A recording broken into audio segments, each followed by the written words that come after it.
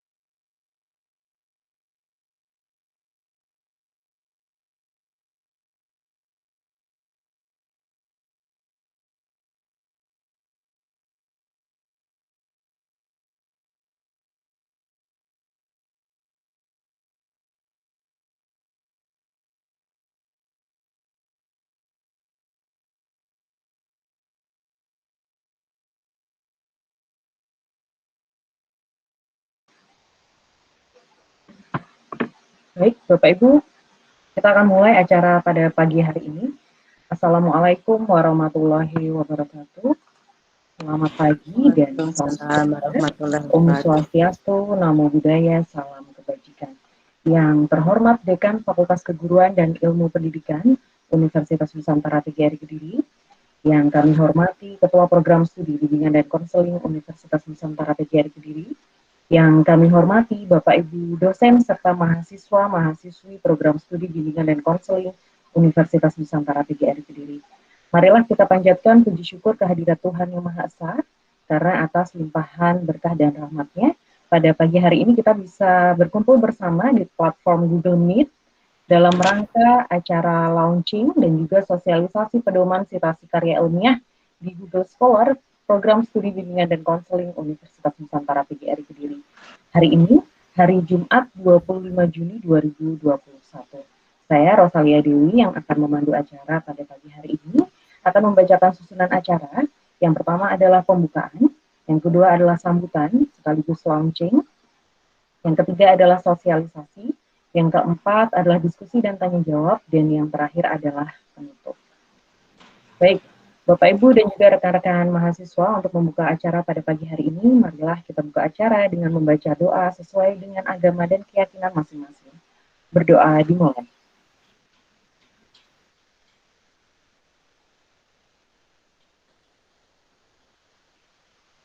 Berdoa selesai. Memasuki acara selanjutnya adalah sambutan. Sambutan akan disampaikan oleh Dekan Fakultas Keguruan dan Ilmu Pendidikan. Sekaligus kami mohon untuk berkenan melaunching pedoman citasi karya ilmiah di Google Scholar Prodi BK Universitas Nusantara PGRI Kediri. Kepada yang terhormat Dr. Mumun Nurmilawati Magister Pendidikan, kami persilahkan. Terima kasih kepada Bu Rosa. Baik, Assalamualaikum warahmatullahi wabarakatuh. Apakah suara saya bisa didengar? Bisa, Ibu. Ya.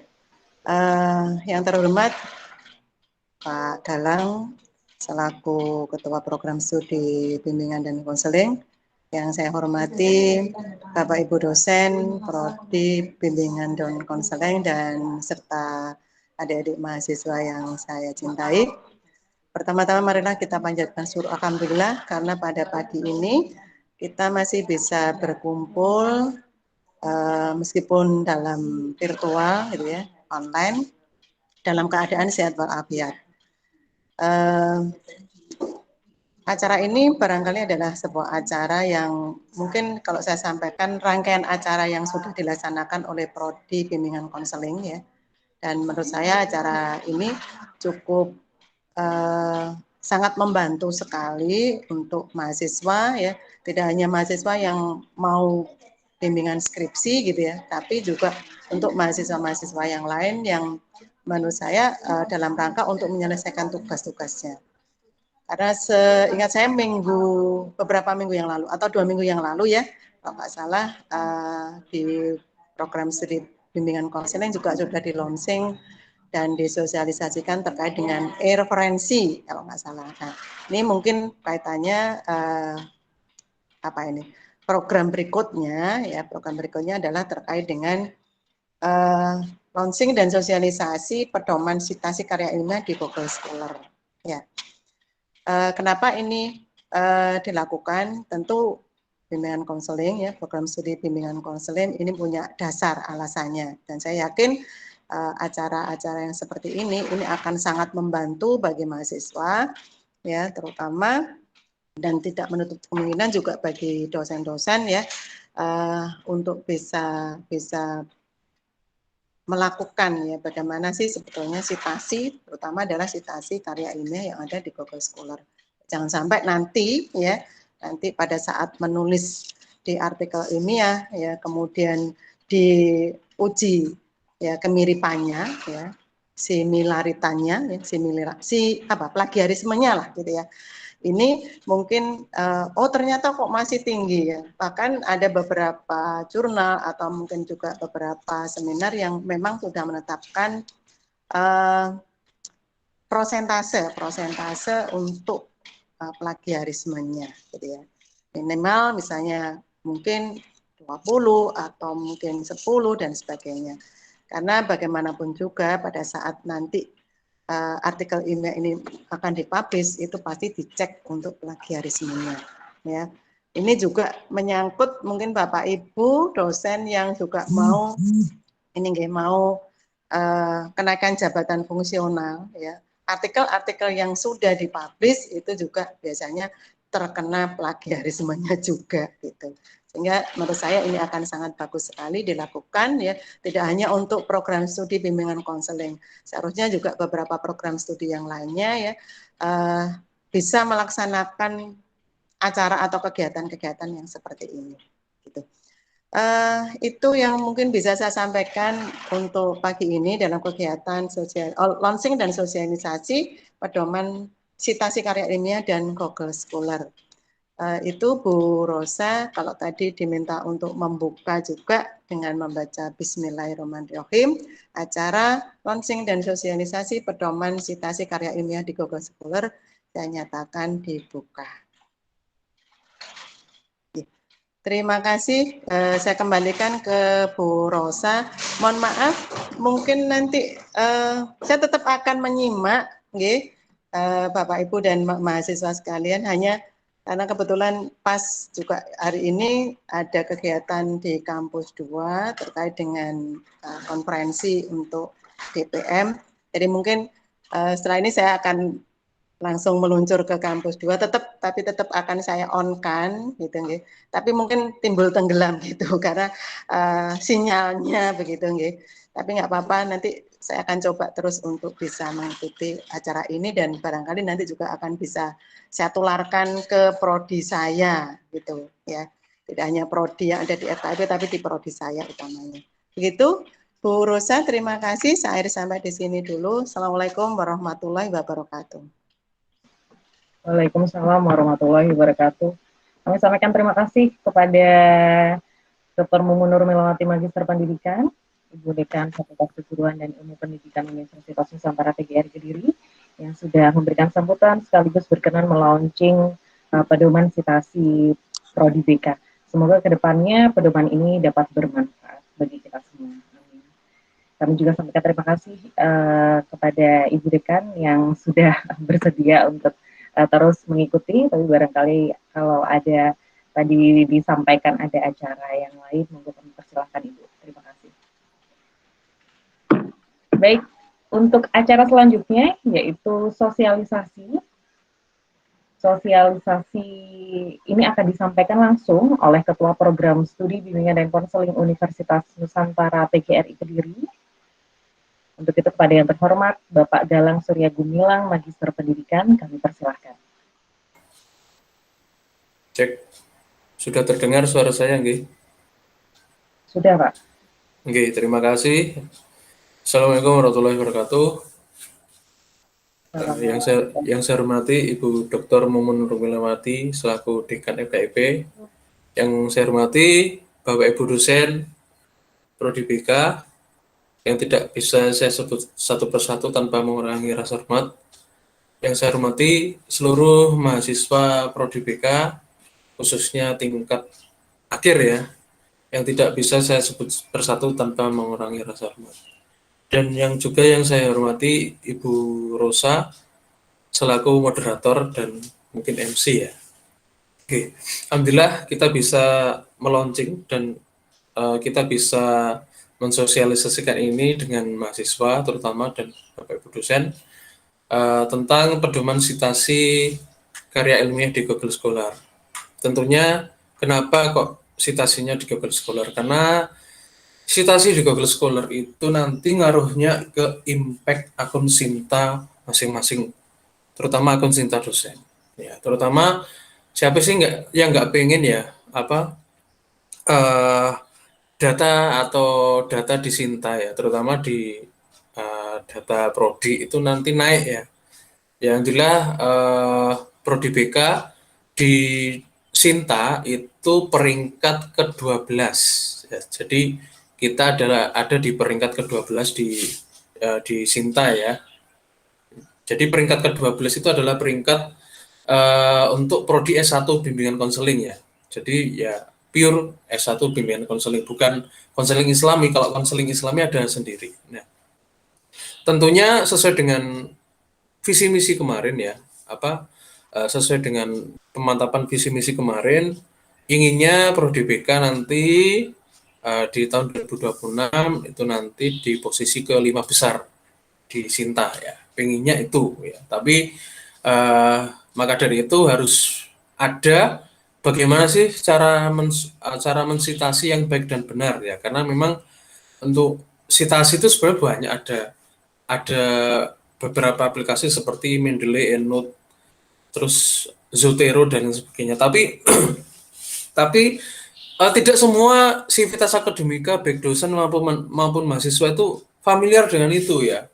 Jadi oleh karena itu prodi juga berpikir keras bagaimana mahasiswa dan dosen itu nanti bisa mensitasi secara simpel dan mudah dilaksanakan, terutama langsung ke sitasi lewat Google Scholar. Nah, ini saya tayangkan dulu untuk pedomannya ya. Pedomannya seperti ini ya. Sebentar, ini saya sharing dulu.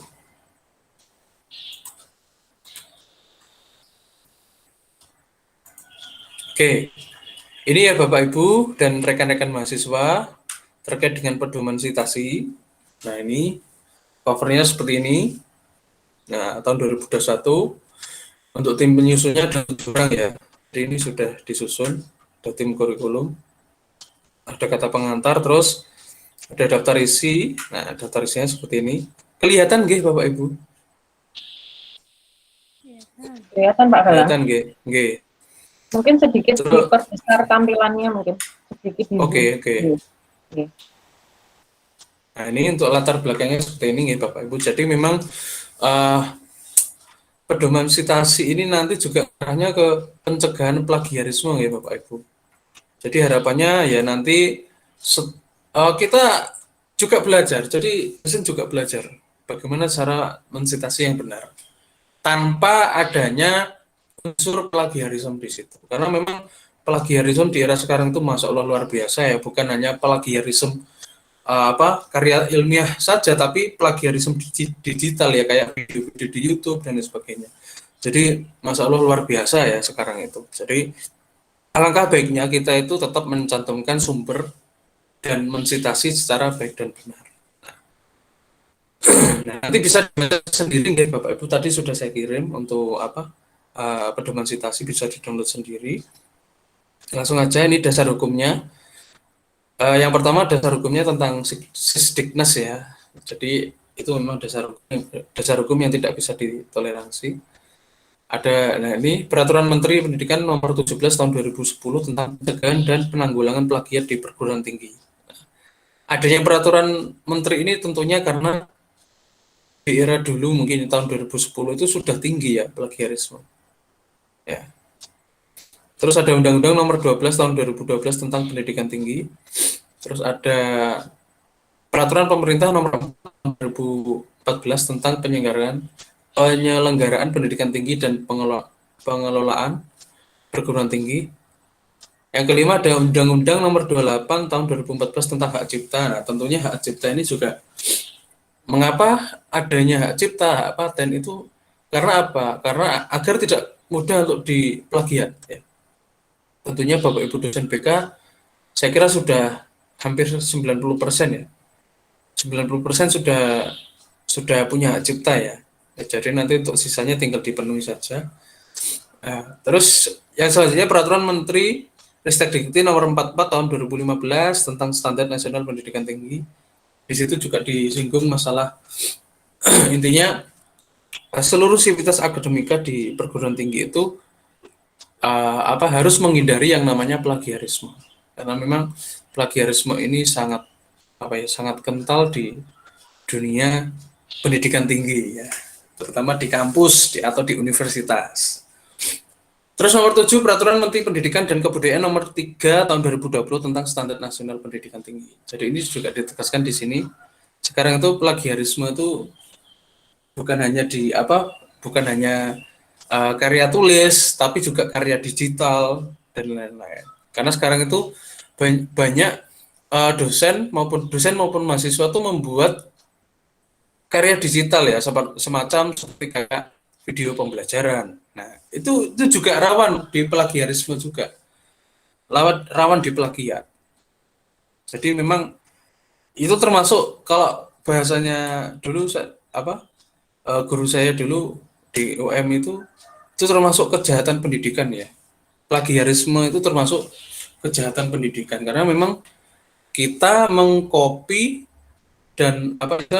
tanpa sepengetahuan orang lain. Nah, asal comot saja tapi sumbernya mana yang real lah itu. Jadi ini memang Prodi memfasilitasi melalui citasi di Google Scholar karena memang sangat mudah dan cepat ya. Jadi membutuhkan waktu yang relatif singkat.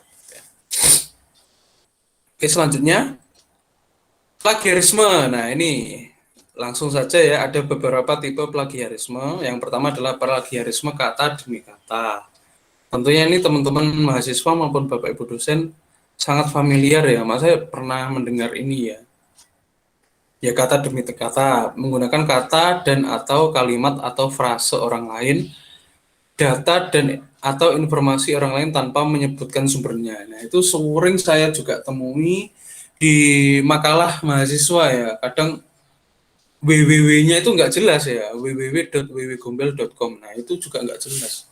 Jadi, saya sarankan teman-teman mahasiswa cara mengutip itu harus benar ya. Karena memang kita tidak tahu apakah nanti data itu diupload, misalkan makalah itu diupload atau tidak. Kalau misalkan diupload ya itu nanti juga sangat mempengaruhi ya. Apalagi kalau sudah nanti diupload di media massa, katakanlah di repositori ya, itu nanti kan dilihat banyak orang. Nah, itu juga harus dihindari ya. Jadi teman-teman mahasiswa mulai sekarang mohon jika membuat rujukan itu yang nggak apa-apa, rujukan dari internet nggak apa-apa, tapi rujukannya itu bisa dipertanggungjawabkan ya. Kadang kayak rujukan Ahmad Sudrajat itu kan juga bagus ya, itu nggak apa-apa dipakai. Ya, kadang juga saya menemukan itu ya rujukan-rujukan yang nggak jelas itu ya. Itu juga nanti akan dipertanggungjawabkan kredibilitasnya. Yang kedua, plagiarisme atas sumber. Jadi menggunakan gagasan, pikiran, dan pendapat orang lain tanpa menyebutkan sumber yang jelas. Jadi memang citasi itu ada erat kaitannya dengan plagiarisme. Nah, jadi gagasan, pikiran, dan pendapat orang lain tanpa menyebutkan sumber yang jelas. Itu termasuk plagiarisme. Misalkan Bu Mumun ya, atau ya Bu Mumun punya gagasan atau pikiran. Ternyata saya kutip, ternyata saya tidak menyebutkan sumber dari Bu Mumun tadi, itu termasuk plagiarisme juga. Nah, jadi saya tidak ingin mahasiswa BK itu ada masalah terkait plagiarisme. Ya, saya pernah tahu ya ada mahasiswa yang kena plagiarisme itu juga kasihan gitu ya. Ya, terutama kasihan pembimbingnya. Ya, jadi saya harapkan nanti mahasiswa mulai sekarang bisa mengkutip secara baik dan benar. Ya. Plagiarisme kepengarangan, plagiarism for authorship. Ya. Jadi penulis mengakui hasil tulisan, ide, dan gagasan orang lain. Nah, itu ya terkait dengan apa? Ya, ini hasil tulisan, ide, dan gagasan. Jadi diakui. Oh, ini saya yang nulis. Nah, itu. Saya yang nulis itu. Sebentar. Ini apa ini? Sebentar. Oke, saya lanjutkan, guys. Jadi yang ketiga itu ya kepengarangan. Yang keempat adalah self plagiarism. Jadi penulis mempublikasikan suatu karya ilmiah yang sama pada lebih dari satu redaksi publikasi. Contohnya ya, kalau satu redaksi publikasi, contohnya teman misalkan ya ada Bapak Ibu dosen atau mahasiswa yang menerbitkan satu artikel di jurnal yang berbeda, itu termasuk plagiarisme. Tapi kalau untuk repositori salah, karena memang itu kan bukan redaksi publikasi, tapi kan ibarat itu seperti tempat penyimpanan karya ilmiah ya, itu sangat penting ya, yang harus dimiliki Bapak Ibu dosen dan mahasiswa. Alhamdulillah di UNP sudah ada pedoman repositori ya, tentunya tidak perlu khawatir. Jadi bukan hanya dosen saja yang harus menyimpan karya ilmiahnya di repositori, tapi mahasiswa pun juga bisa, gitu ya. Bukan hanya artikel skripsi atau artikel apapun saja, tapi juga karya buku itu juga bisa. Mahasiswa juga bisa. Itu termasuk self plagiarism, ya. Jadi satu redaksi publikasi itu yaitu tadi satu artikel itu dimuat atau dipublish di jurnal yang berbeda, katakanlah misalkan mahasiswa A itu punya artikel yang judulnya sama atau judulnya satu, itu dipublikasikan di misalkan jurnal NOR dan saya publikasikan di jurnal Efektor, itu termasuk self plagiarism ya, karena memang satu redaksi publikasi, lebih dari satu redaksi publikasi, apalagi 3, waduh itu termasuk self plagiarism. Iya memang itu karya milik pribadi, tapi kan cara mempublikasikan itu yang salah. Jadi ya kalau mau publikasi ya satu saja. Di jurnal mana, misalkan NOR, ya wes pilih satu NOR, ya dinteni sampai revisi, ya udah, namanya semua karya ilmiah itu pasti tulisan itu kalau dibaca orang lain itu pasti juga ada yang kelemahan atau kekurangan, mungkin kurang apa gitu ya. Jadi itu wajar. Karena tulisan yang kita buat itu pasti punya kelemahan di mata orang lain, terutama reviewer ya kalau di dalam jurnal ya. Nah, itu. Jadi mulai sekarang mungkin ya lebih ditekankan terutama untuk mahasiswa milih jurnal yang mana, terutama yang kemarin saya jelaskan di sosialisasi peraturan rektor ya tentang peraturan akademik ya. Jadi mahasiswa itu mulai istilahnya dipilih jurnal mana atau proceeding mana yang akan dituju untuk publikasi ya, terutama yang mulai angkatan 2017, 18, 19, 20 nanti untuk syarat kelulusan itu nanti harus ada satu artikel di jurnal Sinta 1 sampai Sinta 6 dan atau proceeding ISSN atau ISBN yang terindeks Google Scholar. Jadi monggo, jadi tidak harus jurnal, tidak harus proceeding, jadi bisa dipilih salah satu. Jadi bisa ke jurnal atau proceeding. Dan kalau sudah diproceedingkan ya pilih salah satu aja, jangan lebih dari satu gitu loh ya. Itu nanti akan masuk save pagi Harrison. Oke, saya lanjutkan nggih. Nah, ini nanti bisa dibaca sendiri nih. Ini tujuan citasi ini saya dapat dari karyanya Jody Hunter dan Greenan College. Ya. Jadi judulnya itu adalah The Importance of Citation.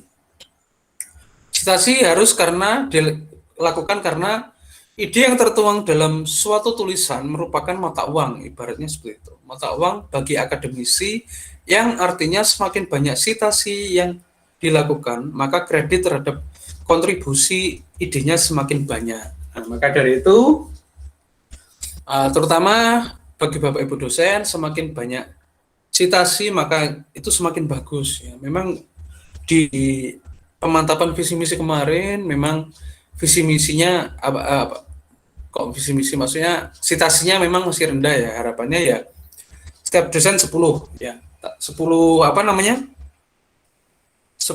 citasi ya. Tapi ya meskipun perlu perjuangan, tapi saya yakin bisa. Yaitu yang pertama, ide yang tertuang sebagai mata uang. Yang kedua adalah citasi yang dilakukan dengan cara tidak benar dan tidak tepat dapat merusak hak-hak orang lain yang menggagaskan suatu ide pertama kali. Ya, jadi memang seperti karya-karya yang cara mensitasi nggak benar itu juga mungkin bisa merusak hak-hak yang atau gagasan dari ide pertama kali ya. Kalau di Prodi BK sudah banyak ya karya-karya yang memang itu sebagai embrio ya, katakanlah seperti miliknya Bu Nura, Badranaya, itu kan juga bagus. Itu kan juga sudah dijurnalkan, dan kalau misalkan orang lain mensitasi ya harus mensitasi yang benar. Karena memang karya ilmiah itu sangat rentan dengan yang namanya plagiarisme. Nah, ini yang ketiga adalah adanya kebutuhan untuk penelusuran atau pelacakan terhadap perkembangan suatu ide atau teori yang pernah dilakukan oleh peneliti sebelumnya. Jadi memang tujuannya ini untuk melacak ya. Misalkan ada artikel atau karya ilmiah dari X ya, itu dia melakukan penelitian dan melakukan publikasi itu dia dari sumber mana gitu. Misalkan sumbernya W ya, itu kalau misalkan di karya ilmiahnya juga mengutip itu, berarti kan itu ada pijakan teori dari peneliti sebelumnya. Jadi itu sangat penting ya. Maka dari itu di buku pedoman karya tulis ya dari kampus itu kan pasti ada pasti juga menyantumkan peneliti sebelumnya bagaimana. Jadi kamu tuh meneliti ini ada penelitian sebelumnya. Kalau misalkan belum ada ya harus babat ya. Tapi kalau sudah ada ya dicantumkan penelitian sebelumnya. Jadi tujuan citasi ada 3 ya, nanti bisa dibaca sendiri karena waktunya mepet ya. Yang selanjutnya adalah pengenalan singkat tentang Google Scholar. Ya, tentunya sudah tahu ya, familiar ya bagi Bapak Ibu dosen, dan mungkin mahasiswa nanti bisa dicek ya, mahasiswa bisa membuat akun Google Scholar tuh bukan hanya untuk dosen saja, tapi mahasiswa juga iya. Karena memang dinamakan ilmuwan itu bukan dosen saja, tapi termasuk mahasiswa juga iya. Ya, jadi monggo mahasiswa bisa saya belajar ya membuat akun Google Scholar. Cara membuatnya sangat mudah ya teman-teman. Yang penting punya akun Gmail ya bagi mahasiswa. Dan akun Gmail itu tidak harus berafiliasi lembaga atau kampus ya. Itu bisa langsung pakai akun gmail.com itu ya. Itu langsung bisa tanpa pakai afiliasi lembaga, email berafiliasi lembaga. Ya. Jadi Google Scholar itu nanti yang bisa bisa diindekskan di Google Scholar itu salah satunya adalah ini ya, tesis, buku, abstrak, artikel penelitian di jurnal maupun proceeding. Nah ini dan lain sebagainya, banyak ya. Nah, ini untuk Google Scholar ya seperti ini ya teman-teman. Jadi nanti bisa, pertama mahasiswa monggo mungkin jika nanti butuh tanya-tanya terkait Google Scholar bisa ke Prodi ya. Jadi Prodi untuk bikin Google Scholar ini sangat mudah ya. Tapi kalau Bapak Ibu dosen kan sudah punya ya akun Google Scholar-nya. Tinggal mahasiswa ya. Mungkin jika diperlukan nanti bisa ke Prodi untuk tanya-tanya terkait dengan pembuatan akun Google Scholar. Nah, ini selanjutnya adalah langkah-langkah citasi di Google Scholar. Nah, ini sangat mudah ya. Sangat mudah dan hemat ya. Karena memang citasi di Google Scholar ini nanti langsung sinkronisasi dengan akun Sinta ya. Maka dari itu ini sangat perlu dilaksanakan khususnya di Civitas Akademika Prodi BK. Ya. Yang pertama ini ya. Yang pertama adalah sign in ya. Login. Ya. Tentunya terutama mahasiswa ya. Mahasiswa kan pasti punya ya akun Gmail. Masa hari gini tidak punya akun Gmail ya. Jadi monggo yang belum punya bisa membuat ya. Email Google Mail itu sangat mudah ya. Jadi tidak perlu hal yang sulit ya. Tapi kalau Bapak Ibu dosen saya tahu Pak pasti sudah punya ya untuk Google Scholar ya. Atau akun Gmail sudah punya ya. Nah, ini yang pertama adalah pilih atau klik menu sign in untuk masuk ke dalam akun Gmail. Jadi ini ya cara masuknya di situ itu sudah saya kasih tanda panah. Jadi tinggal dipraktekkan ya. Jadi seperti ini khususnya untuk teman-teman mahasiswa, monggo segera bisa segera dipraktekkan. Jadi untuk mempraktekkan ini tidak harus di laptop. Ya, kadang kalau buka laptop kan aras-arasan ya. Jadi bisa di HP-nya teman-teman tuh bisa. Semuanya teman-teman pasti sudah Android tuh HP ini. Ya pastinya sudah lah ya. Jadi monggo bisa dibuka ya. Itu yang pertama, langkah pertama. Nah, ini langkah yang kedua ya. Ini masukkan email atau nomor HP ya. Jadi monggo bisa dipilih salah satu, mungkin nomor HP-nya yang sudah didaftarkan di akun Gmail ya. Jadi monggo bisa dipilih salah satu antara email atau nomor HP.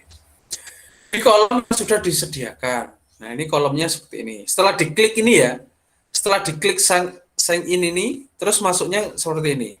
Menunya seperti ini. Jadi mungkin juga termasuk Bapak Ibu dosen bisa praktek ya. Mungkin di sampingnya ada laptop atau mungkin ada HP. Mungkin bisa praktek. Yang kedua ini ya. Yang ketiga, buka laman website Google Scholar. Alamatnya adalah http://scholar.google.com. Nah, jadi ini ya, laman website Scholar, cara bukanya di sini. Nah, dan pastikan Anda sudah masuk dengan akun Gmail dengan tanda akun di pojok kanan atas. Nah, biasanya akun Gmailnya di terbuka itu tandanya seperti ini ya. Kalau akun Gmail saya sudah saya kasih foto ya. Tapi kalau misalkan belum dikasih foto itu biasanya ada inisial nama, misalkan saya Galang ya. itu inisial namanya G. Itu berarti akun Gmail-nya sudah aktif atau terbuka. Nah, yang pertama nih ya, dibuka dulu laman Google Scholar-nya dan pastikan di pojok kanan atas ini sudah terbuka ya, dengan isyaratnya seperti ini. Atau misalkan tidak ada foto ya, misalkan belum diupload foto ya, biasanya ada inisial nama ya. Kalau Alex ya pastinya A. Kalau Danas ya pastinya D ya. Jadi ada inisial. Tapi kalau sudah ada foto biasanya ada fotonya. Contohnya seperti saya. Yang keempat, masukkan atau ketikkan kata kunci. Kata kunci dalam kolom pencarian dan pilih atau klik tombol search. Ya ini ya, contoh kata kuncinya seperti ini, diketikkan di sini. Ini kolom pencarian untuk memasukkan kata kunci ya. Misalkan kata kuncinya ini ya, Badranaya dalam bimbingan dan konseling. Misalkan teman-teman mahasiswa ingin mencari kata kunci evaluasi dan supervisi bimbingan dan konseling. Jadi monggo kerso. Jadi ini sebatas contoh saja ya. Nah, setelah itu, nah, diklik ya tombol search-nya ya. Search-nya diklik, nanti akan muncul ya. Nah, ini yang keempat, langkah-langkah keempat. Selanjutnya, langkah yang kelima adalah pilih atau klik sheet. Sheet itu maksudnya tanda koma ya, tanda koma ini ya. Untuk memilih beberapa gaya atau style penulisan atau style pengutipan maksud saya. Nah, jadi silakan diklik ini ya tanda koma di sini ya, diklik ya. Ya ini sudah muncul seperti ini. Setelah tadi di searching Badranaya dalam bimbingan dan konseling itu sudah masuk seperti ini ya. Apa namanya? Artikel yang dicari itu sudah muncul. Tinggal diklik sheet atau tanda koma 2 ya. Ini ya tanda koma atau apa intinya ya hampir mirip koma ya. Tandanya seperti ini. Ya. Setelah diklik silakan pilih gaya style atau pengutipan. Gaya atau style pengutipan. Selanjutnya langkah ke-6. Nah ini setelah dipilih atau diklik tadi yang tanda koma 2 itu ya, atau tanda cheat ya, namanya di situ tanda cheat, akan muncul beberapa gaya atau style pengutipan seperti ini. Ya. Monggo teman-teman mahasiswa bisa dipilih salah satu, dan Bapak Ibu dosen bisa dipilih salah satu gaya atau style pengutipan mana yang sekiranya itu cocok ya, atau sering dilakukan. Karena ada buahnya, ada Chicago, ada Harvard, Vancouver, ada apa dan lain sebagainya. Nah, berhubung yang sering dilakukan atau yang familiar ya, itu adalah gaya American Psychologists Association atau apa. Ya nanti bisa dipilih apa gaya apa ini ya, atau style pengutipan apa. Setelah itu, nah ini sebagai contoh dipilih gaya atau style pengutipan apa atau American Psychologists Association. Karena apa memang sering digunakan dalam pengutipan. Jadi monggo kerso bisa dipilih Chicago dan lain sebagainya. Jadi bebas. Tapi biasanya yang sering dipilih itu adalah style pengutipan apa ya. Karena memang apa ini sangat mudah dan familiar ya, terutama bagi Bapak Ibu dosen ya. Maka dari itu silakan pilih atau blok ya. Jadi di blok seperti ini. Gaya atau style apa seperti contoh di bawah ini. Jadi di blok seperti ini. Selanjutnya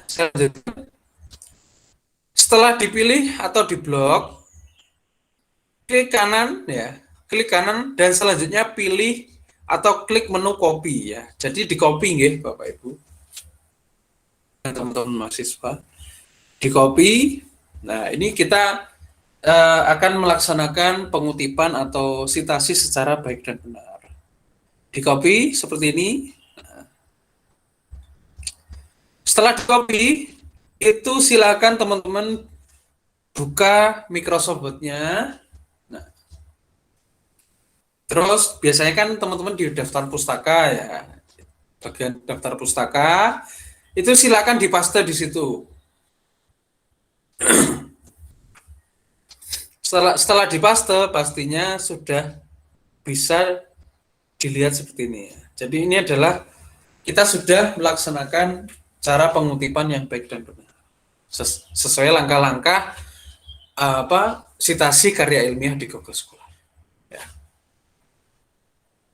Jadi langkah-langkahnya sudah sampai 9 ya. Ini adalah lampiran surat tugas tim ya. Oke.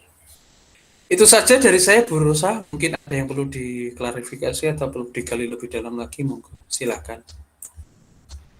Baik, terima kasih Pak Galang atas penjelasannya mengenai pedoman sitasi di Google Scholar.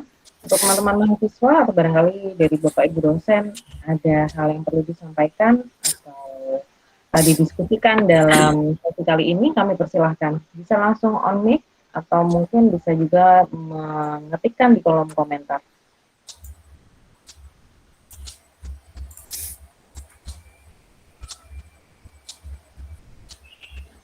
Monggo teman-teman mahasiswa, barangkali ada.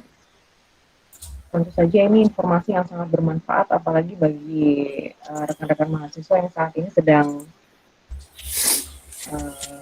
mengerjakan proposal atau mungkin juga mengerjakan skripsi dan tugas akhir yang lain. Ada teman-teman, silahkan bisa langsung on mic.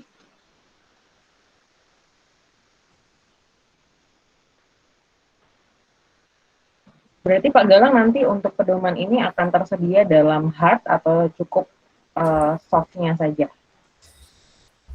Oke, untuk pedoman ini dalam bentuk soft file ya, karena memang agar lebih mudah diakses, jadi teman-teman nanti bisa mengakses di di arsip prodi ya. Nanti akan saya kirim ya di arsip prodi. Itu nanti di situ sudah lengkap, jadi teman-teman bisa langsung download dan menggunakan atau mempraktekkan. Karena memang agar teman-teman nanti bisa segera mensitasi ya. Jadi harapan prodi itu nanti mahasiswa juga harapannya bisa mensitasi karya dosen. Ya paling tidak ada satu karya dosen yang disitasi loh ya. Karena memang ya agar kredit poinnya meningkat ya. Ya itu termasuk bonus ya. Dan akun Disinta juga naik. Itu kan juga termasuk harapan yang sudah tertuang di visi misi kemarin.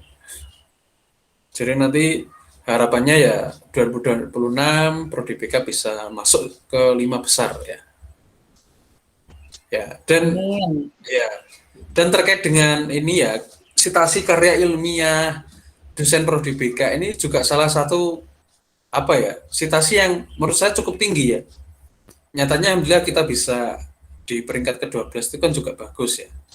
Ya mungkin karena mungkin ya kita masih tertahan di situ karena sekarang kan masih untuk kredibilitas atau mungkin di tiap lembaga itu kan masih memakai Scopus ya, yang mungkin dari Prodi BK masih sedikit ya Scopusnya. Jadi monggo teman-teman terutama Bapak Ibu dosen yang punya artikel bagus dan bisa diskopuskan, monggo diskopuskan. Ya kita itu tujuannya untuk Prodi BK ya. Itu saja berusaha. Baik, terima kasih Pak Galang. Itu nanti pertanyaan dari saya pribadi ya. Dan barangkali juga informasi bagi Bapak Ibu dan juga teman-teman mahasiswa.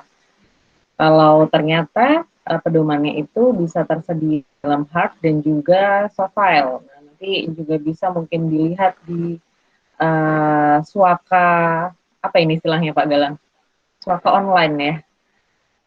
Jadi kita punya tempat penyimpanan file yang sangat bermanfaat.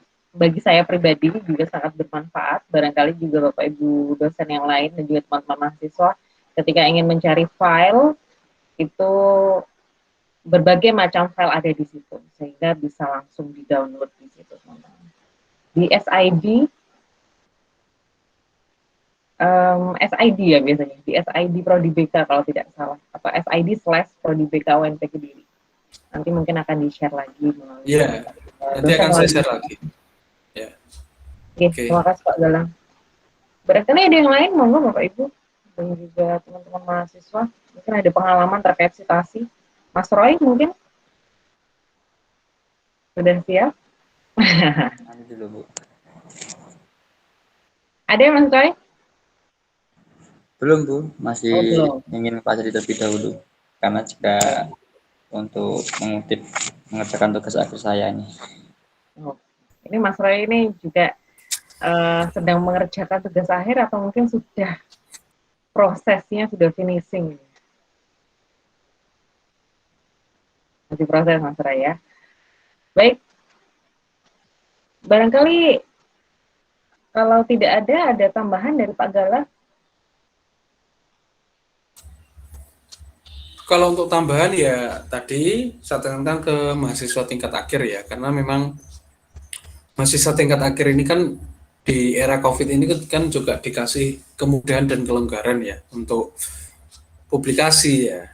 Jadi monggo mulai sekarang dipilih jurnal di Sinta berapa silakan dipilih dan atau proceeding di mana itu silakan bisa dipilih ya, karena memang harus ada itu ya, harus ada itu minimal ada LOE-nya sudah dikatakan accepted ya atau diterima, itu sudah bisa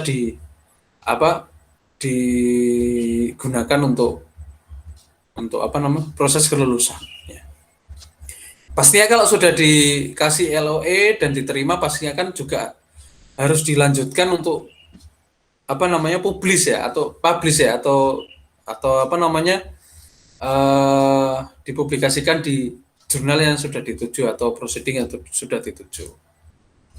Dan ini saya perlu tekankan lagi khususnya untuk teman-teman mahasiswa yang tingkat akhir, monggo bisa memanfaatkan sarana publikasi di seminar nasional dan seminar Semdikjar ya, Semdikjar 4 ya, yang sekarang sudah sampai 4 tahun ya.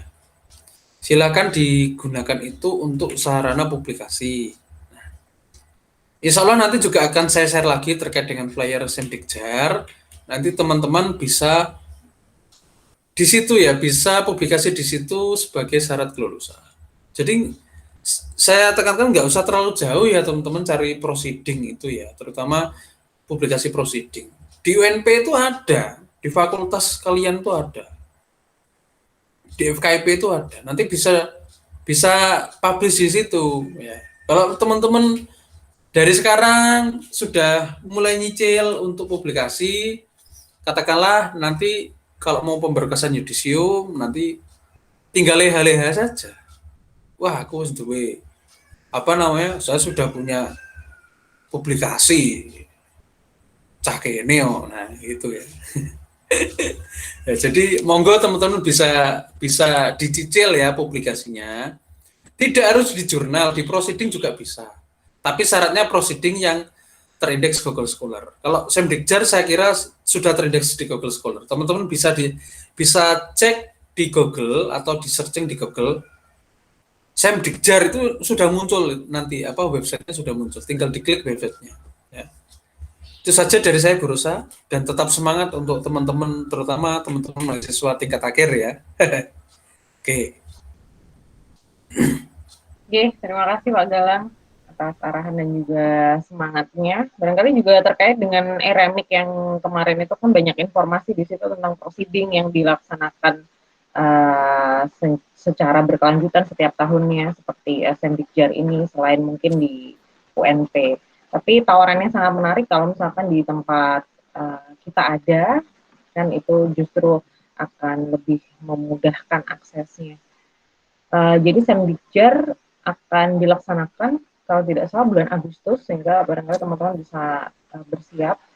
Yang baru proposal juga mungkin bisa dimasukkan ke situ untuk proposalnya bab 1 sampai 3 dipublikasikan di Semdikjar gitu ya. Dan juga mungkin ada lagi, bukan ada lagi ya, belum ada dari tadi. Belum ada, ini masih ngobrol dengan Pak Galang. Ada Bapak Ibu? Atau rekan-rekan mahasiswa?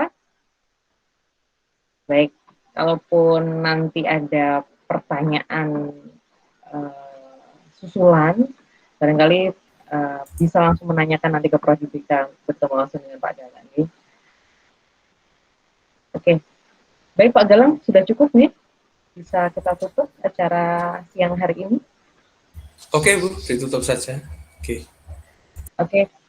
Baik, Bapak Ibu dosen serta rekan-rekan mahasiswa, kita sudah berada di ujung acara dan terima kasih atas kehadiran Bapak Ibu dan juga rekan-rekan mahasiswa semua di platform Google Meet hari ini.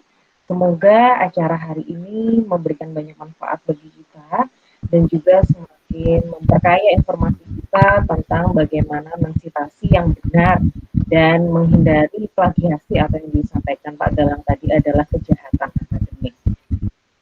Baik, kami sampaikan sekali lagi terima kasih juga kepada Dekan Fakultas Keguruan dan Ilmu Pendidikan, Dr. Mumunur Nurmawati, Magister Pendidikan. Barangkali ada hal yang perlu ditambahkan, Ibu? Satu aja, Bu Rosa mungkin. Monggo nanti mahasiswa, karena terutama yang mahasiswa angkatan 2017 ini yang akan yudisium semester ini, seperti tadi disampaikan oleh Pak Galang, karena salah satu syarat untuk kelulusan itu adalah publikasi. Barangkali Bapak Ibu dosen juga bisa memotivasi mahasiswa bimbingannya untuk bisa submit lah gitu ya. Sekaligus jadi menurut saya ini ada banyak keuntungan ketika kita ikut di Semdikjar ke-4 nih. Paling tidak kalau nanti mahasiswa sudah dapat LOE-nya ya, diterimanya artikel itu, maka itu sudah bisa dijadikan dasar untuk mengajukan yudisium. Jadi mohon bantuan Bapak Ibu dosen yang ada di bimbingan konseling untuk memotivasi mahasiswa. Mungkin ya nggak seluruhnya isi dari penelitiannya, mungkin sebagian kecil saja begitu yang bisa dipublish di Semdikjar. Biasanya kami dari satu penelitian itu bisa beberapa artikel, jadi bisa di-split gitu ya, di-split gitu. Itu saja Bu Rosa, terima kasih. Terima kasih Bunda atas tambahan arahannya tadi untuk kami. Baik, Bapak Ibu, kita sudah ada penghujung acara, kembali lagi ya di launching dan sosialisasi pedoman citasi karyaomnya di Skor Prodi Bimbingan Konseling Universitas Nusantara Negara Kediri. Sekali lagi semoga kedepannya membawa manfaat dan juga membawa pada masa depan yang lebih baik. Saya Rosalia akan menutup acara hari ini. Selamat siang. Wassalamualaikum warahmatullahi wabarakatuh. Waalaikumsalam warahmatullahi wabarakatuh.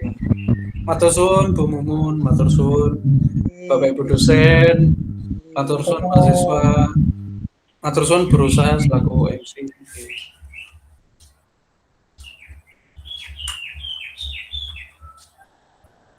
Iya, sama-sama.